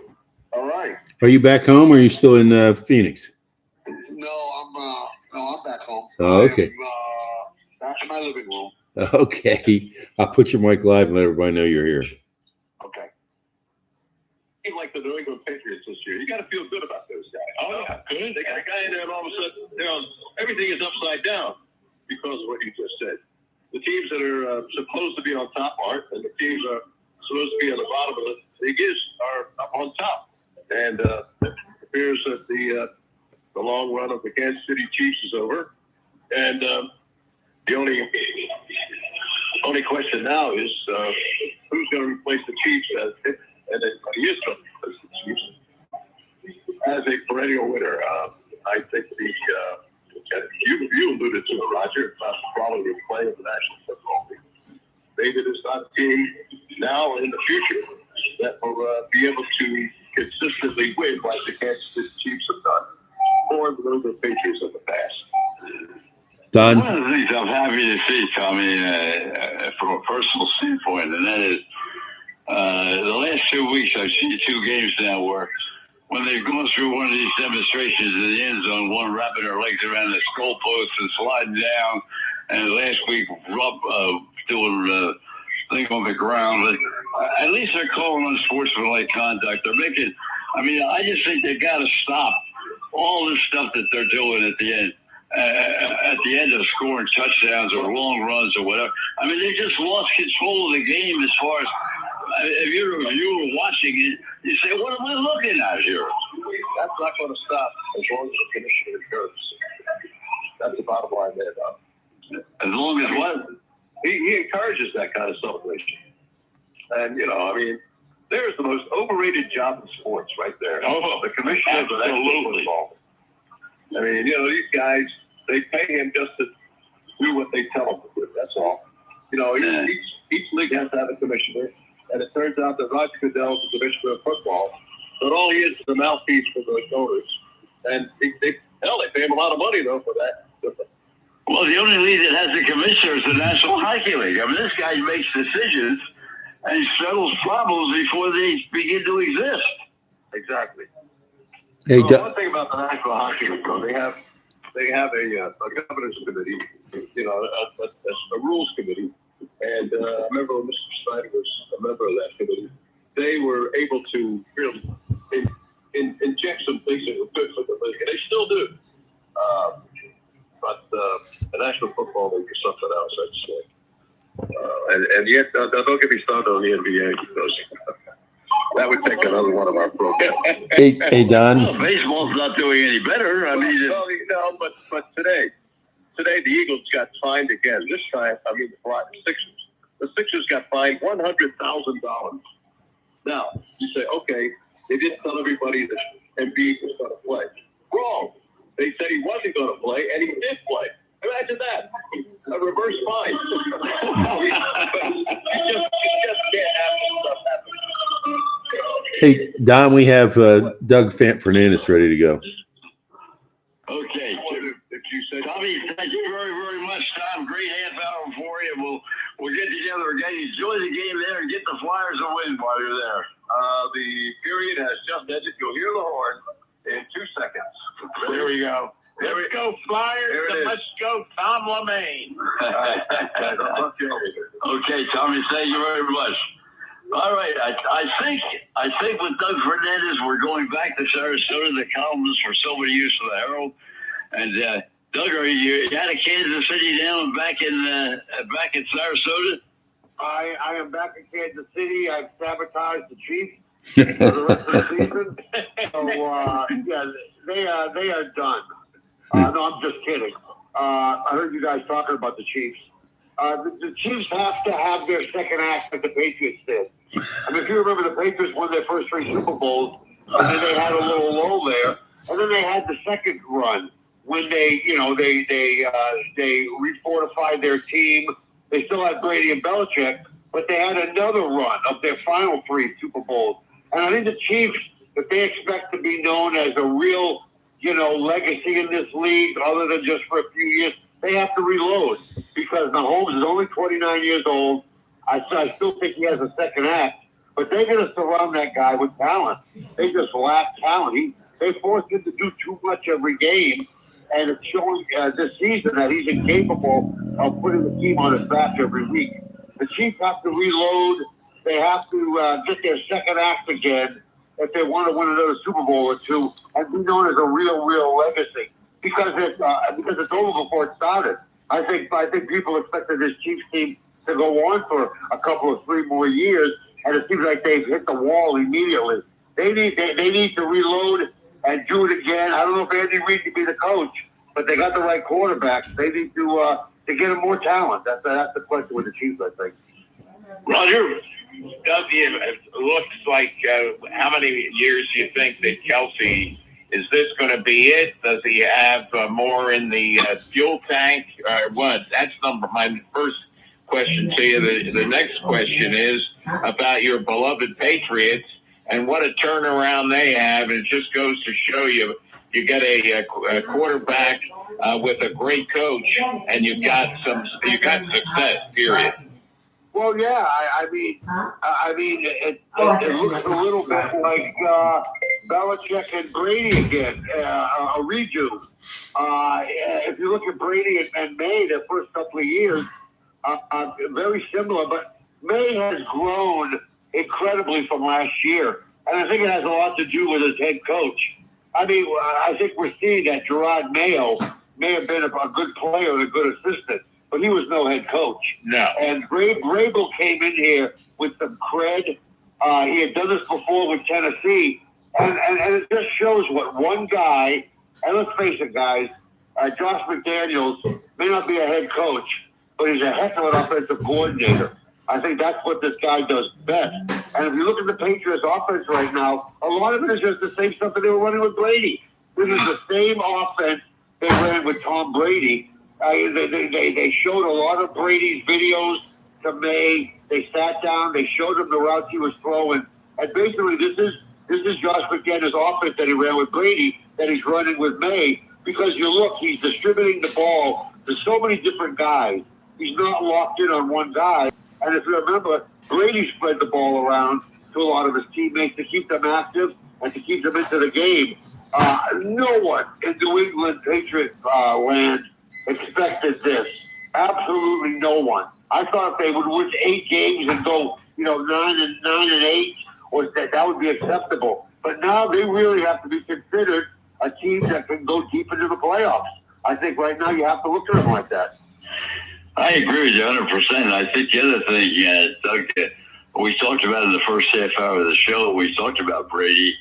I think not only did he develop as a quarterback of the National Football League to become, the premier guy for winning Super Bowls, I think he's doing it now behind the mic. I think the guy's has made a tremendous change from when he first came on and where he is today. The other day, last game, I mean, he's ahead of the plays now. He knows what he sees is going to come up, and he's telling you before it happens. Well, he's doing a little, but you're right. Brady has improved as an announcer just like he did as a quarterback, right? Absolutely. But when he came into the league as a quarterback, I mean, the way he looked, he didn't have the body of a quarterback. And, those first couple of games, he was the 4th-string quarterback with the Patriots. But he's gotten so much better. He's gotten so succinct. Listen, all fans want from their analysts is to tell them what they're seeing, if not before it happens, as it's happening, and break it down in a language that they understand. And I think Brady has finally, figured out the test on that. Now, listen, he's never going to have the greatest voice. His voice on the air sounds a little bit tinny. You know what I mean? It doesn't have resonance. But what he is saying is gold. And you're right, Don. He has... Doug Fernandez. He's very good. Hello. All he has to do is do more as an executive with the Raiders to turn around that crappy program. Roger? Yeah, it'll be interesting, Doug. Can Pete Carroll turn that program around? I don't know. He's gone. You think he's gone after the 1 year? Gone. Mark Davis is a boob. His old man may have been Al Davis, but his son could not run a lemonade stand. that team has been horrible since he's been at the helm as the owner and the CEO of that franchise. I know Pete Carroll is done. I mean, even teams are taking advantage of them by taking a knee outside the two.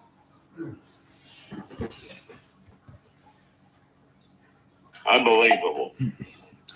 Yeah, he must be moving around. They'll find somebody else last year, just like they had the guy for 1 year last year. I forgot his name, the ex-player. They're going to get it right with these guys. Maybe Lane Kiffin will be ready after 1 year at LSU. Who knows? I'll tell you, the thing I can't understand talking about that LSU situation is, here's one of the poorest states in America, and they've got now $155 million in coaches. $155 million, 52 of which they're trying to contest. They don't want to pay off for Kelly, and they're going to have to pay him. I mean, there's no way they're going to get away without paying him. But 100, and then they come in and sign another guy for 9 more years. Well, how do you do this? They must have some deep-pocketed boosters down there in LSU. I guess it's a good university. I don't know the graduation rate, but when you think of higher education, you don't really think of LSU. You don't really think of Baton Rouge. But apparently they want to be known for football, right? Listen, Lane Kiffin is really no different than a lot of other head coaches. You see how he's Yeah, he's moving around, so that's why we're having the feeling. Same with the players and the same thing with the coaches. It's all about money. They don't really care about the players. The players know this, and the head coaches know this. They are looking for their greener pastures. Lane Kiffin is a POS. I never did like Lane Kiffin. I never trusted that guy, and I think it's being borne out right here with the LSU job. He is getting ripped, by the way. He's getting ripped big time. Yeah, now they've agreed to have his offensive coordinator, Weiss, stay, at Ole Miss, and through the playoffs, which is highly unusual. If not, never been done before. But he's going to stay and be the offensive coordinator through the entire playoffs. It used to be college coaches, like NFL coaches, were given a handful of years. Good evening, sir. Hey, what's going on? Not much. How about yourself? Same. How's the basketball team come?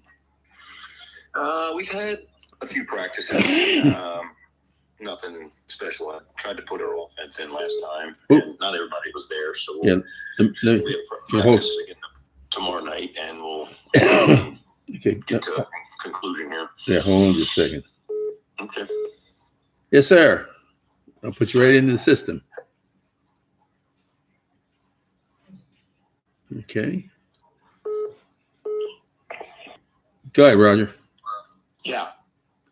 You get kicked out? They drop. There you go. You're in. Okay.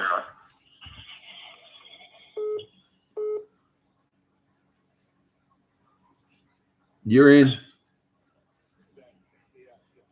To say, this NIL business, we've talked about it week after week.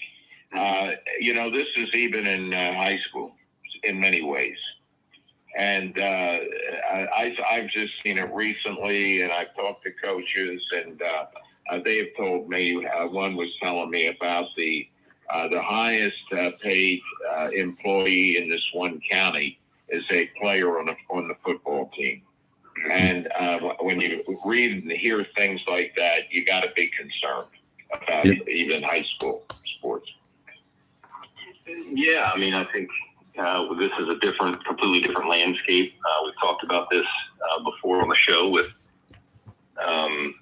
it's no longer a concept that I want to go to this school because of whatever the following stipulations are, which would be inclusive of what? Proximity, price, major, campus, things that I think make sense for you to make your college educational decision. But, it becomes a bidding war where you'll wind up going to, wherever's going to pay you the most amount of money.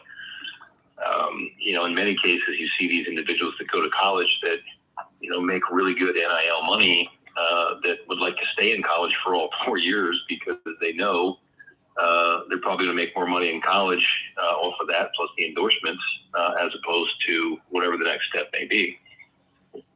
Yeah, even more than as a first round pick. Yeah. Yeah. Well, it's just I just can't understand.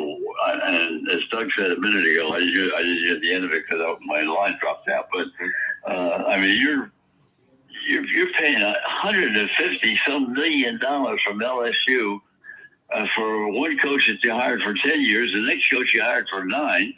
One you got rid of it, you owe him $52 million, and the other coach you're still going to owe him, another $90 million on top of that if he doesn't last his 9 years. So I mean, it just doesn't make any sense. I mean, I don't even know how the universities can justify something like this. Well, there's an endless supply of, alumni and donors and means that they can make money off of. I mean, I've said this before. I think, my wife giggles at this when I say it, but I wish I could sign a 9-year contract and get canned about 2 or 3 years into it, have them pay me $50 million to do nothing. Yeah. Absolutely. Yeah, absolutely. Roger? Well, and it's just happening, all over. I see that James Franklin at Virginia Tech got his number 1 recruit that he had that was going to go to Penn State, and they're going to go with him. Now, that's what used to go on, too. So that hasn't changed. I mean, that's not unusual. But this other stuff and everything that's even getting down to the high school level, we had Mike Schulte on, and unfortunately, he's got some health issues. But we talk about this, and the portal, I think, opens up. I think Mike said, correct me if I'm wrong, Frank or Don. I think it's January 2nd. You can't do anything until January 2nd. And if you're in the tournament, you can't do anything until after your team has finished playing. Correct.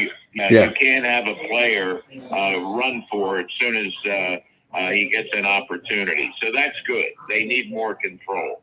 But, until wait a minute, Roger, they also need more control over the coaches. You can't have your coach.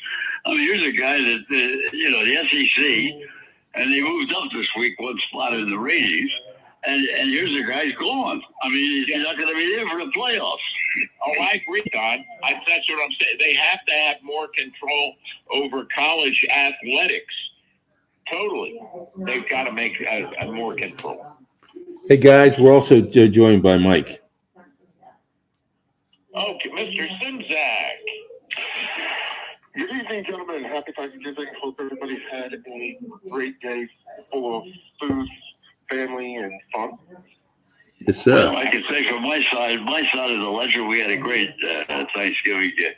My daughter had 24 for dinner, and she would put the show on, and we had a tremendous dinner and tremendous Thanksgiving vacation. And I agree with you, Mike. I hope everybody else along the line is listening to us tonight had equally as great a vacation. And I don't know what other families do, but we spend a lot of time on holidays getting together as families. Mm-hmm. Yeah, we had our family. I had the in-laws and some family over, so it was really great. I spoke to Roger, so I know he had a good Thanksgiving. So my best to all of y'all, and then let's talk some sports. Go ahead. Doug, how was yours? Your Thanksgiving? No, it was a little bit of a different scenario for me this year. Typically, we have Thanksgiving at my mother-in-law's. She deep fries the turkey every year, and it's delicious. But unfortunately, we've got a very sick family member, and they didn't want to go through the whole kind of setup for Thanksgiving, not knowing what was going to happen here. Right. So I had my wife and my son, and then my mom and dad actually came to the house for Thanksgiving, which has never happened. And Chef Doug made his first ever turkey and a dinner for everybody. And it was. I heard through the grapevine that Chef Doug's turkey was really, really good. It was pretty damn good. I got to tell you, I love, Mike, I know you probably dabble, and maybe everybody else on the staff here does as well, but I love to cook. I mean, obviously every man's had his rite of passage with regard to the grill, but I'm constantly making food for, a very hungry and big-time eater in the house, and my son, and of course my wife takes her lunches to work with her, so it's nice for me to make some food here when I can so that they can have some things that they know what's in and some prepared food. But it was delicious. I kind of did my research. I didn't brine the turkey, which maybe next year, if this happens, I'll do. But I basted that sucker every about 20, 25 minutes, make sure she was nice and moist, and then we took the foil off just at the right time. Boy, did it get browned up nice, and it was delicious. So yeah, big time here. There you go. There you go. All right, let's get to some football. Let's go to the Commanders first. And tell us, I'll tell you, the game they played the other night, it was really one of the most exciting games of the National Football League season. I mean, went into overtime and down to the wire last couple of seconds. And just your thought on that, first of all. I thought that the Commanders played about as well as they have in quite a while. But then again, they're coming off of a bye week, and although they took the Broncos to overtime, had a chance to potentially win, or they could have tied with a field goal. They make the decision to go for 2 to try and win the game. Right. Pass gets batted away, and they lose. I think you see it. Like, this was possibly one of their best shots, and they still came up a little bit short. Now, I do have confidence that they'll break the schneid this week, because if there's a team out there that's possibly suffering about as much as they are, it's the Minnesota Vikings. I think that they can probably I would think that the Commanders can get by the Vikings, but I think that the Vikings are saying the same thing about the Commanders, that despite all the trouble that we've had at quarterback, despite all the problems that we've had on both sides of the ball, here comes a team that's in worse shape than we are. So that's kind of where they are right now. This season really got off the rails pretty quickly for them. Doug, let me throw it in your court, because your quarterback who was injured is now starting to come back. Not 100% yet, but already making strides in that direction.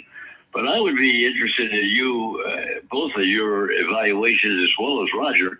I was really surprised with Mariota. I had not seen him play that much. I thought he really handled himself extremely well under very tough situations, especially in the last drive to tie the game. So I'll start with you, Doug. I was really impressed with Mariota.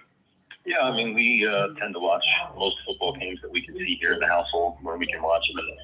And, we watched a good deal of that Commanders game. So Mariota is a very well-established and very integral part of, you got to have a good backup quarterback, particularly when you have, a running style starter.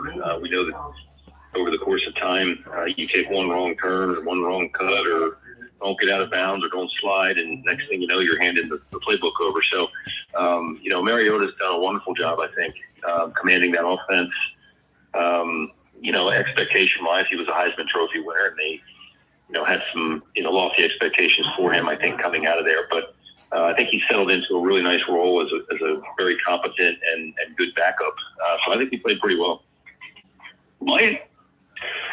I mean, at this point, they played 12 games. He started and played 8 of them, so is he really the backup? They brought him in originally because they wanted somebody who'd been around the league and had the right personality to mentor Jaden Daniels. They found that they needed a serviceable backup. I think he's played pretty well throughout the season. I will say that the offense that Mariota runs is a little bit different than the offense that Cliff has set up for Jaden Daniels. They rely a lot more on the RPOs, and they really tailor the game plan and the offense to Mariota's strengths.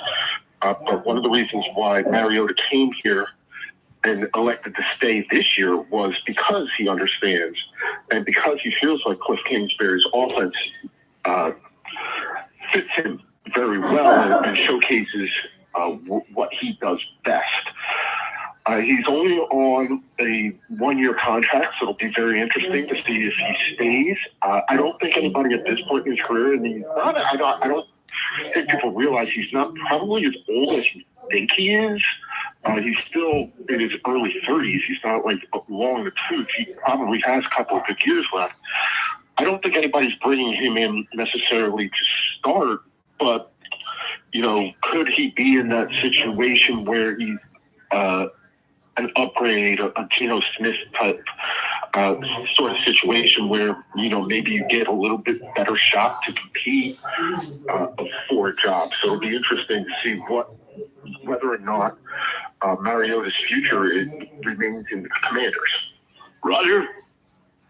Yeah, I was very impressed with his play, and it's hard to believe that when he was coming out of college, Chip Kelly was the coach of the Eagles and had been his coach at Oregon, and that is who the Eagles expected or maybe wanted to make as their first pick, and it just seems like it was yesterday, and it was just all like you said, Mike. It was all those many years ago. So he's now in his early 30s, and but I think that there will be a demand. I think there's a demand for any really good backup quarterback. I really do. I think one of his problems, which really was a problem in college as well as playing, going into the pros, was his size. He had a number of balls batted down in the game the other night, the overtime game against Denver. And I think that was one of the shortcomings that he had in college, that he had some balls dropped down. And I think that's one of the things that hurt him in the pros, no matter where he went. Doug, you had a quarterback that's a lot bigger, and he doesn't have that problem. No, I was going to say, but back to Mariota, I think, in his younger days coming out of Oregon, I think he was a pretty solid runner. But if you noticed, a lot of the offensive scheme that they ran on Monday night was a derivation of like 3-step drops, get ball out of hand quick. I don't necessarily like in Mariota he doesn't have very good arm talent.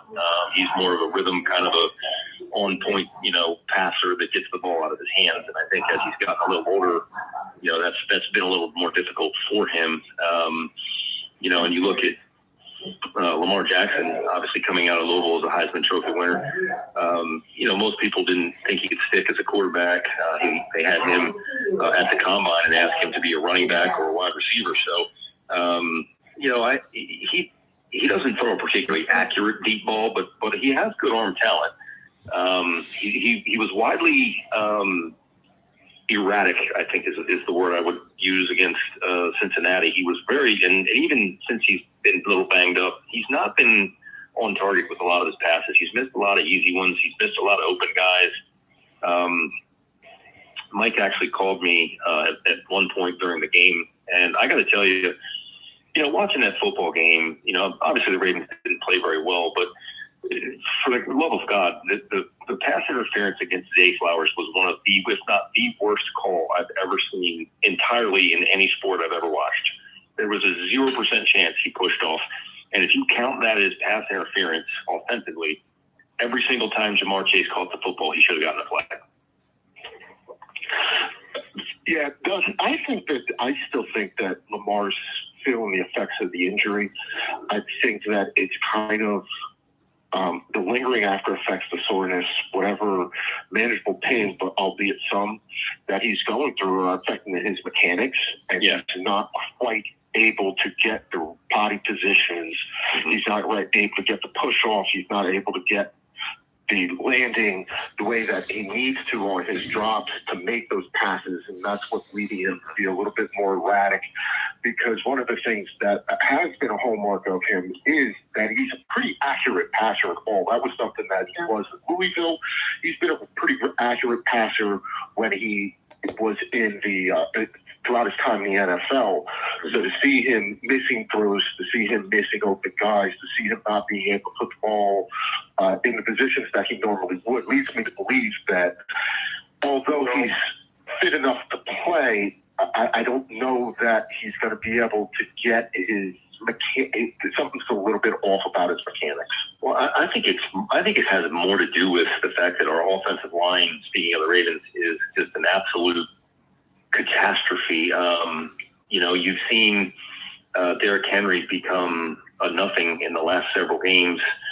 I think Lamar's in many cases scrambling around and running for his life and trying to make these off-script plays because he doesn't have time to sit in the pocket and throw the football. And even if he does, it's not on script anyway because he has to maneuver around somebody with his arm angle or release it off his front foot or back foot, or you know what I mean. Like it just hasn't been right. I mean, they haven't been able to establish much of a running game whatsoever. Their offensive line has no push. They have no protection. You know, so it's been difficult to watch. I know that having the Steelers lose puts Baltimore back in first place at 6-6, but we play Pittsburgh this week, which is, you know, one of my favorite 2 weeks in football, and I can absolutely hate the Pittsburgh Steelers as much as I really do. You know, and this is it. I mean, they need to win this. They need to find a way, and I don't care if it's pretty. I don't care what the score is. We just need to score more points than Pittsburgh so that we can establish a little bit of breathing room here moving forward, because although we play them this time at home, we get them next time on the road, as we do with the Bengals as well. Don't forget, we have to play the really, really good New England Patriots, and then, you know, also have to make a trip to Lambeau. So there's a lot of football left to play here for the Ravens, and they need to get some things squared away on their offensive line. Roger, with both of these gentlemen, sounds almost like the same first 3 quarters of the show we've done this evening. I talk about the Philadelphia Eagles and Hurston. What's happened to the Eagles and what's happened to their running game, what's happened to their passing game, what's happening to him running the ball at all. And almost a duplicate of exactly what we've been talking about most of the night. Well, that's what we're saying. All these teams have the same issues or similar issues. And then we got to think about the Commanders, as Bill Warndel alluded to, the upcoming Eagles schedule, that the Commanders are in 3 weeks against the Eagles coming up at the end of the season. How about you? Yeah. I tell you, I watched that Black Friday game with Philadelphia, and it didn't look very good. Saquon Barkley has nowhere to run the football. I know that Lane Johnson's out, and that's a huge deal for you guys in terms of their offensive continuity. But to me, I hate to say this, but Jalen Hurts is not an elite quarterback. He's not. And I know it was windy, but his ball floats. Like, he has nothing on it. Like, he doesn't throw a good pass whatsoever, in my opinion. I don't know if that's play calling or what. But Philadelphia looked really, really bad on Friday. I'm sorry, Mike. I have a lot of questions, and I've had questions about the Eagles' offense the whole entire year. It just seems like it's never gotten itself together. And you have a first-time play caller who's going through the paces and learning on the job, but there's nothing to it. You may not be able to be. Sometimes you're going to have to scheme guys open, and I don't necessarily think that the routes and the plays scheme them open. You're going to have to figure out ways to get a little bit of creativity, a little bit of explosiveness. And I haven't seen the Eagles be able to do that at all. They seem so reluctant to put the ball in harm's way, to do anything aggressive, that they become predictable. So maybe they do some soul searching over an extended week, because they played on Friday, so I wouldn't call them a bye, but they do have a longer time to prepare for this game against Chargers. Maybe they do some soul searching and come up with something. I don't understand how the offensive line could get as bad as it was. I mean, he looks like he's running behind the Giant line now, not the Eagle line. He looks like he's running behind the Giant line. Well, like Doug said, when you're missing Lane Johnson, when Cam Jurgens has been in and out, I think that we underestimated how important Mekhi Becton was to the line last year. I mean, he was an absolute mountain of a person, man mover. They've been chopping and changing throughout the season. I don't think they've ever really been able to get a rhythm with the offensive line, but they're going to have, Jeff Stoutland and the team are going to have to do something. They're going to have to, go outside of their comfort zone, because right now, like I said, this has 2023 written all over it, where, you got Nick Sirianni sitting at the end of the press conference and saying, if I knew how to fix this, I would. So maybe he has to step in and call some plays or get more involved in the offense. Whatever it is, they need to figure out something, because I know that they have the games left on the schedule that they can win. They just need to do And they it. better win. Yeah, I don't. Like, You're right. Better win is right. There's no. I would not look at this Commanders team with the talent that they have, with the scheme that they have, the way that they're playing, and look at them and say that they should be able to beat the Eagles. But looking at the fact that people are expressing concern about having to play the Commanders in any sort of shape 2 of the last 3 weeks, right now you should be looking at that and saying, okay, bring it. Roger? Yeah, well, I agree, Mike. And listen, you're not alone in thinking that the Eagles do not look like a very good team. I mean, there are many the callers, many media members that feel the same way. They are not the same team from last year. They don't have the personnel. They've lost personnel. They've added personnel. They've got a new offensive coordinator, as you said. And I just think that Sirianni needs to step in and start calling some plays. Because I'm looking at these other teams that now rarely either the head coach is calling defensive plays if he's a defensive coach, or pretty much offensive if he's an offensive coach.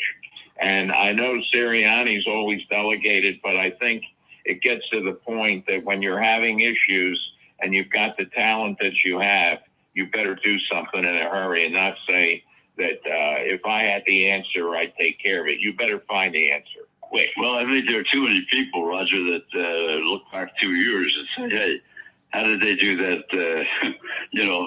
November or December swoon to take themselves right out of contention? Right. A couple of years ago, they think it's going to happen again. Yeah, and as Billy Warndel said, they've got to correct that problem. And Doug, you saw it early in the season. You picked out the problem right away when Jackson went down, and you said, well, we're going to have 2 or 3 weeks here where we're going to suffer, and then hope that we can bounce back. And when he comes back, even if he's not at 100%, and become a viable team again. Yeah. Yeah, I mean, I think Mike kind of touched on this a little bit, and we've done the same with Mariota back up to Jaden Daniels. But in the offseason, we decided to sign Cooper Rush, which is a completely different quarterback and style and animal than Lamar Jackson is. So these off script plays that Lamar makes with his legs, and running plays that are read option kind of plays. Cooper Rush can't do that. He's going to be more confined to the pocket. And with the offensive line status that we had, there was no chance he was going to have enough time to throw the football. So, just on the surface, I guess, we looked at a guy like Cooper Rush as a viable backup because he had spent some time in Dallas's offense and ran that, okay, but just not a good fit here in Baltimore, I think.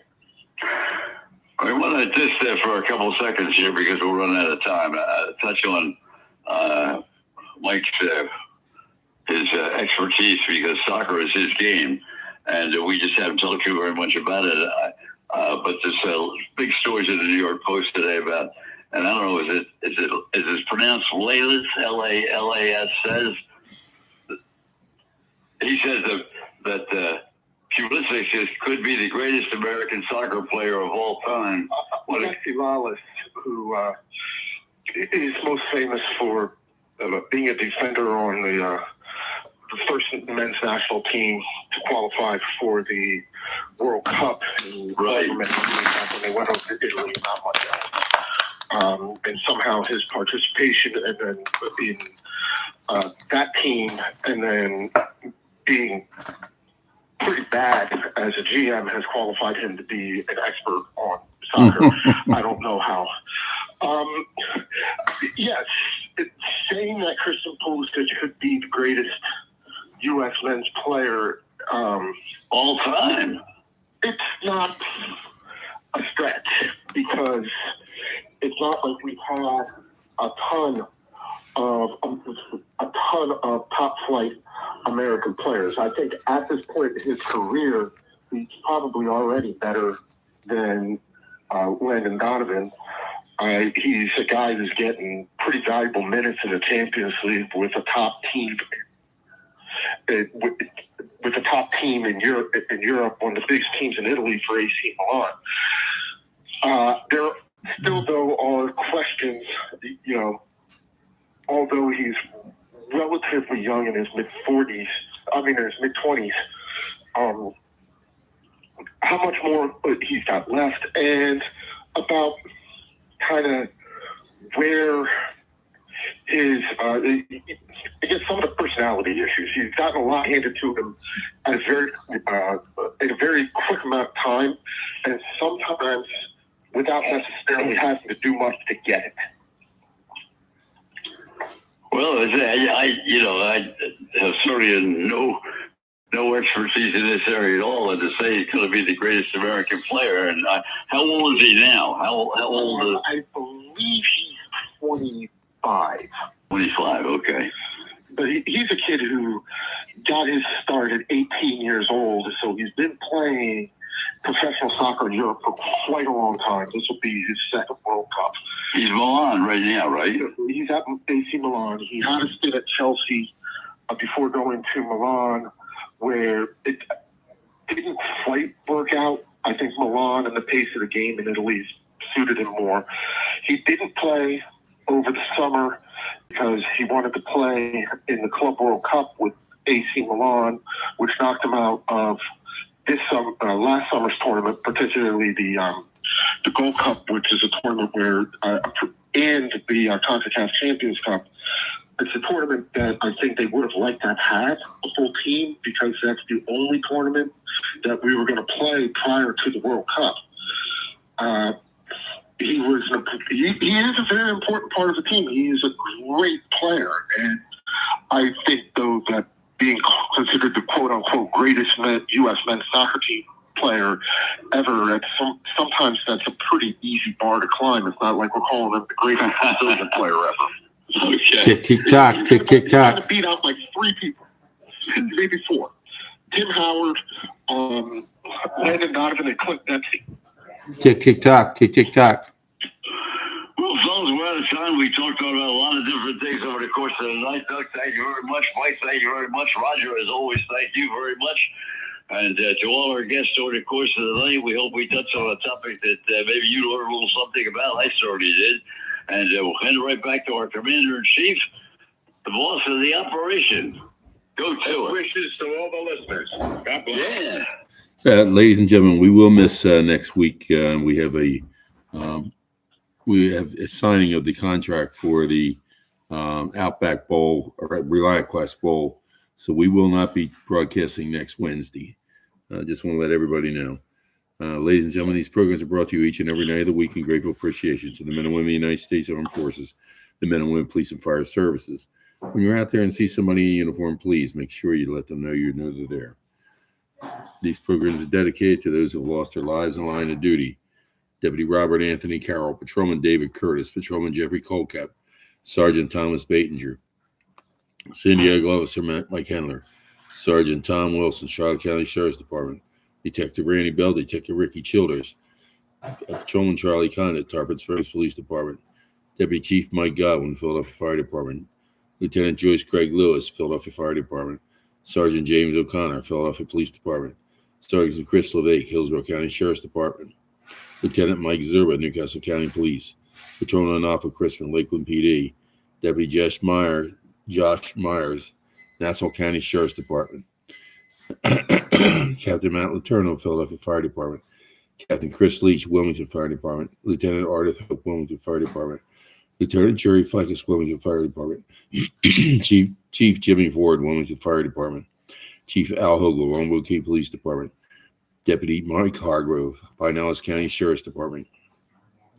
Patrolman Trooper Chelsea Richards, Florida Highway Patrol, Trooper Joe Bullock, Florida Highway Patrol, Trooper Zachary Ben, Florida Highway Patrol, Sergeant Chris Fitzgerald, Philadelphia Police Department, Sergeant Ramon Mendez, Philadelphia Police Department, Chief Corey Compandier, Buffalo Creek Fire Department, Deputy Ronnie Ronazinski, Manatee County Sheriff's Department, Patrolman Zachary Butterfield, Bradenton Police, Sergeant Terry Sweeting Moskoff, Indian River Sheriff's Department, and Specialist Sarah Blackstone, the West Virginia National Guard. My brothers and sisters, although you may be 10-7 at this point in time, and sometime we'll be 10-10 at the table of the Lord.